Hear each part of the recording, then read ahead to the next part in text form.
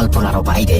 চাচাজি ইমাম সাহেব এবং পুলিশের কাছে ঘটনাটি যেভাবে বলেছিলেন আমিও ঠিক সেভাবে লেখা শুরু করছি। চাচা, আমি তখন অনেক ছোট, পরিবারের সবচেয়ে ছোট সদস্য হওয়ায় আদরের পরিমাণটা বেশি হলেও কোনো উপহার বা আবদার পূরণের দিক দিয়ে সবার কাছে বড় ভাইয়ের কদর ছিল বেশি।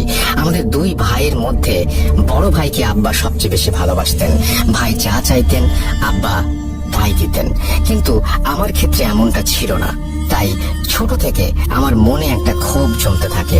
বড় ভাইকে এতটা আদর যত্ন করার মূল কারণ হলো নীল পাথরের উত্তরাধিকারী। নীল পাথর হচ্ছে আমাদের পরিবারের রক্ষা কবচ। আমার দাদু একটা সময় জিন পালতেন এবং তাদের অনেকভাবে সাহায্য করতেন বিধায় উপহার স্বরূপ প্রতিটি প্রজন্মের রক্ষী হিসেবে একজন জিন পেয়ে থাকেন। আমার বাবাও পেয়েছিলেন। এদিকে পরিবারের পরবর্তী প্রজন্মের সবার বড় হওয়ায় আমার বড় ভাই ছিল পরবর্তী জিনের মালিক। এ পর্যন্ত সব ঠিক ছিল, কিন্তু মৃত্যুর আগে তিনি সম্পত্তির কিছু অংশ আমাকে দিয়ে বাকিটা বড় ভাইকে দিয়ে দিলেন। তার ধারণা ছিল যেহেতু তার মৃত্যুর পর বড় ভাই আমার দেখাশোনা করবেন, সেহেতু সম্পত্তির বড় অংশটুকু তার কাছে থাক। কিন্তু ব্যাপারটি আমি একদমই মেনে নিতে পারিনি। আমি অনেকভাবে সম্পত্তি হাতানোর চেষ্টা করেছি, কিন্তু সেই নীল পাথরের জিনের কারণে সম্ভব হয়ে ওঠেনি। এরপর ভাইয়ের বিয়ে হয়, একটা ছেলে সন্তানও হয়। এরপর আমারও বিয়ে হয়। বিয়ের পর আমার স্ত্রীকে দেখতাম সে বিভিন্ন মন্ত্র পড়ে অসুস্থ মানুষকে সুস্থ করে তুলতো। তাই আমিও তার কাছ থেকে বিষয়গুলো শুনে আগ্রহী হয়ে শিখতে থাকি।